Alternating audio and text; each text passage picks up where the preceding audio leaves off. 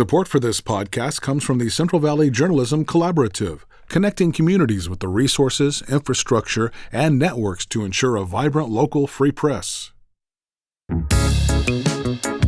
From KVPR in Fresno, this is Central Valley Daily. It's Tuesday, July 8th. I'm Elizabeth Arkalian. A legal asylum seeker was released from a Fresno County jail with no charges filed against him, and yet he was taken into ICE custody. Garcia-Heredia told me it was as soon as he stepped out of the jail, escorted out of the jail, and that ICE was right there and picked him up. Coming up, the story of Yan Garcia-Heredia, who's now being held in an ICE detention facility in Texas. But first, these news headlines. A Porterville funeral procession on Monday honored a U.S. Navy sailor who died while training in the city. Noah Tobin died last week during a parachute training mission at the Porterville airport. Tobin had been a service member for almost 4 years and was a native of Southern California.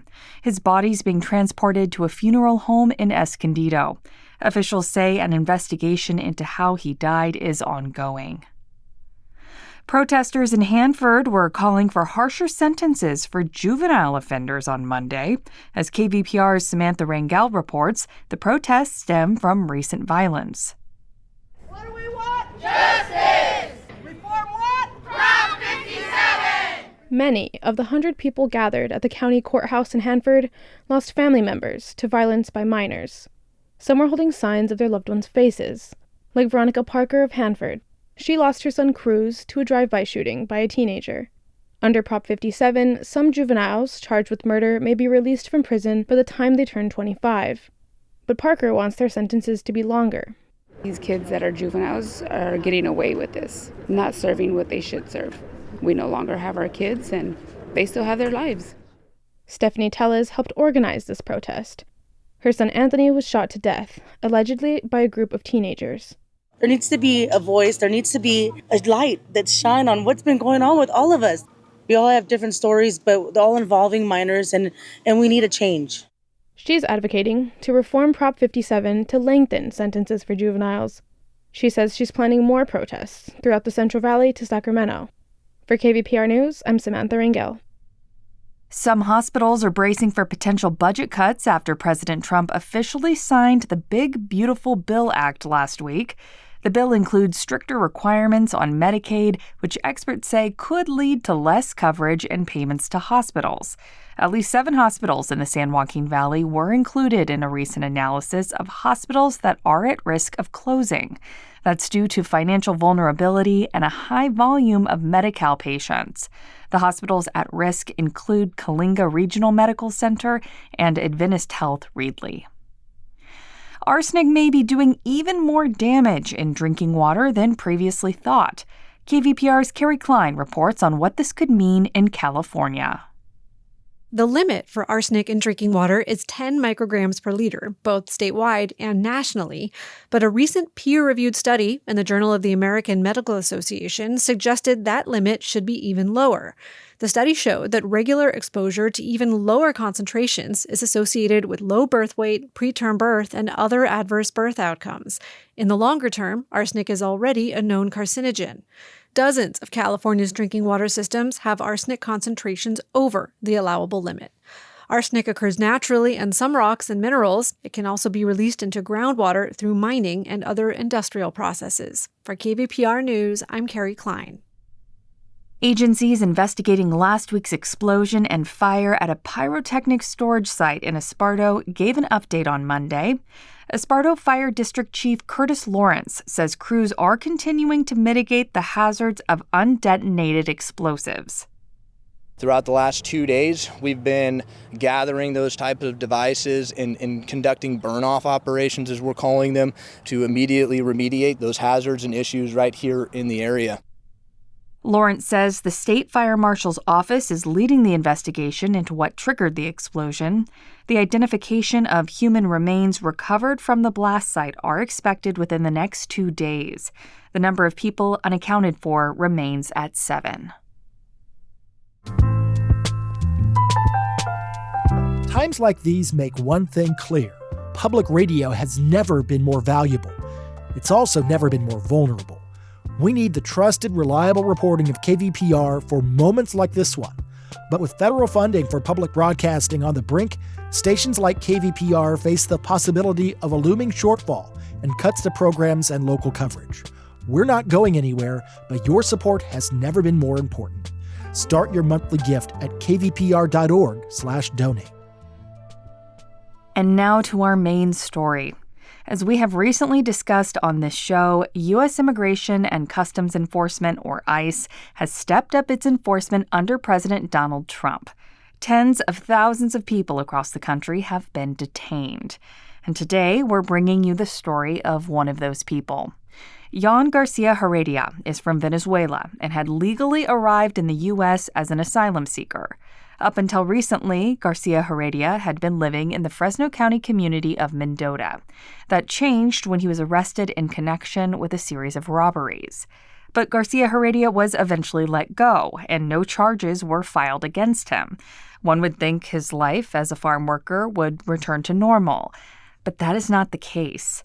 Right now, Garcia-Heredia is being held at an ICE detention facility in Texas.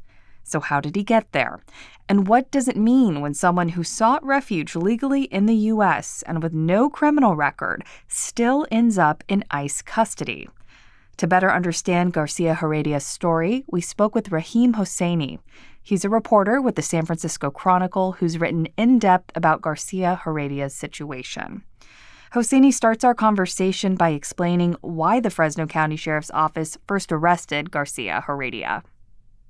It basically said in April that it had arrested 5 individuals that it suspected of committing a series of armed robberies back in August 2024. And so Yan Garcia-Heredia was one of these individuals. In a news release, the sheriff's office said that its detectives and detectives from the Mendota Police Department arrested him in connection with the robberies while serving an unrelated search warrant at a home in Mendota. But it didn't provide more details than that, including at a press conference where Garcia-Heredia's mugshot and name were displayed along with the other individuals who had been arrested. The sheriff's office and Sheriff John Zanoni have not said how they connected Garcia-Heredia to the robberies.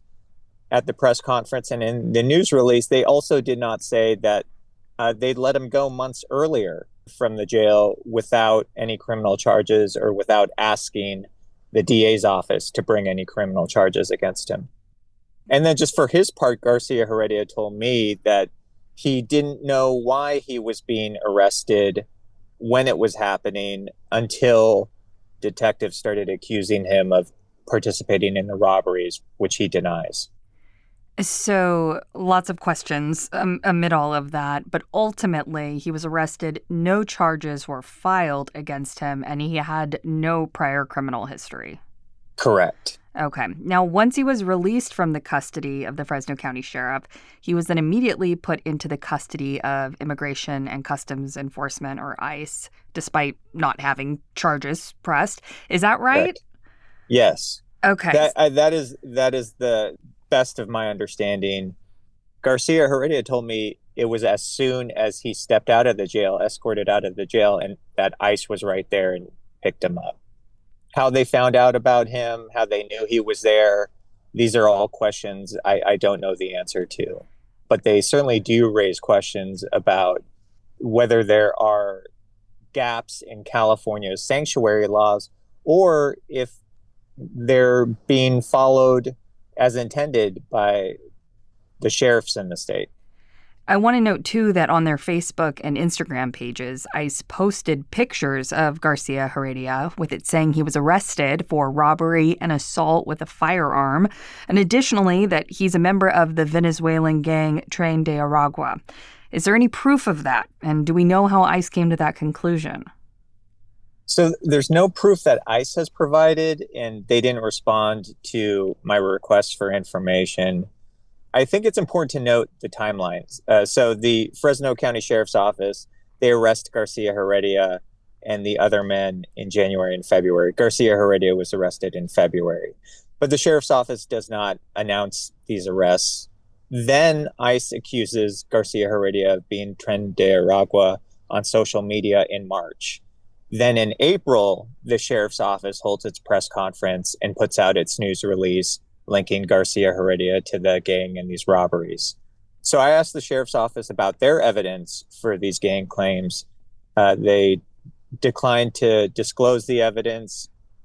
I asked them a couple of times, first because they said the case was still under investigation by the sheriff's office. And then later they said, it was because it's now because the district attorney's office is filing charges against these men. Now, the district attorney's office has not filed any gang enhancements against any of the individuals and says it will not because they don't qualify under the state law. And the U.S. Attorney's Office thus far has not brought any formal gang enhancements against the one individual it is prosecuting.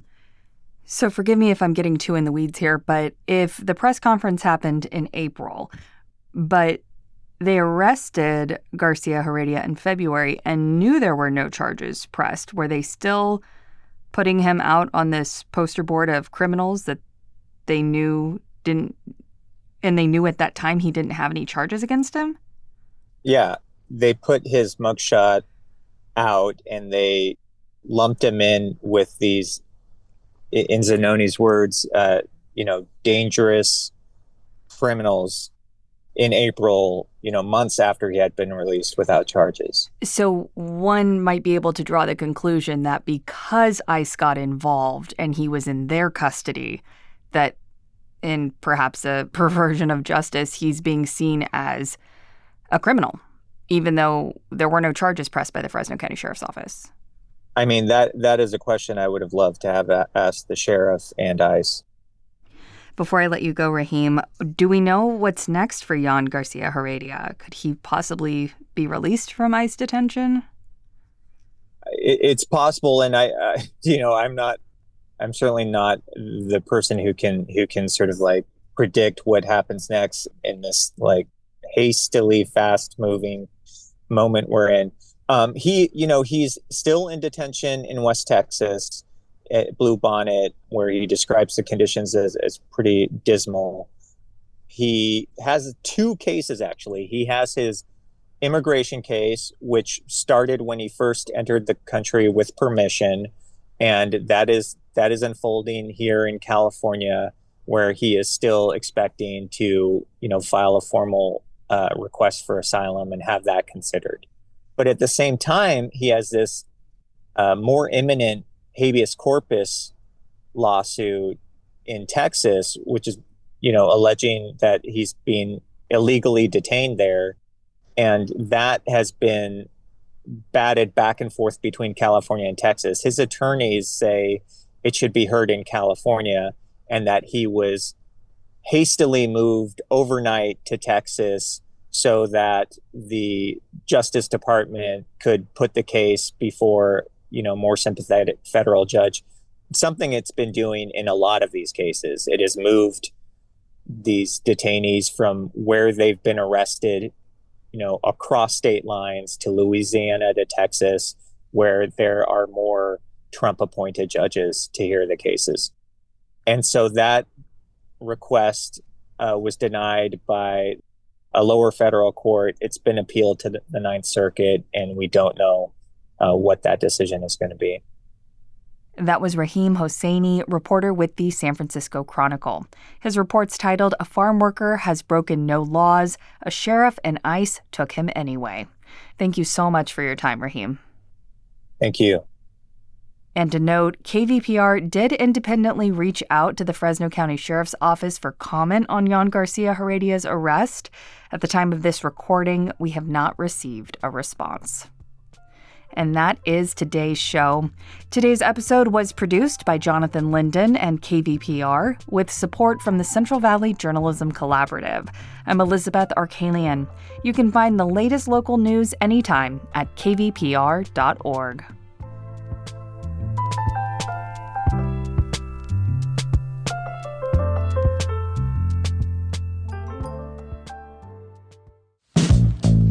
These days, there's so much news, it can be hard to keep up with what it all means for you, your family, and your community. The Consider This podcast from NPR features our award-winning journalism. 6 days a week, we bring you a deep dive on a news story and provide the context and analysis that helps you make sense of the news.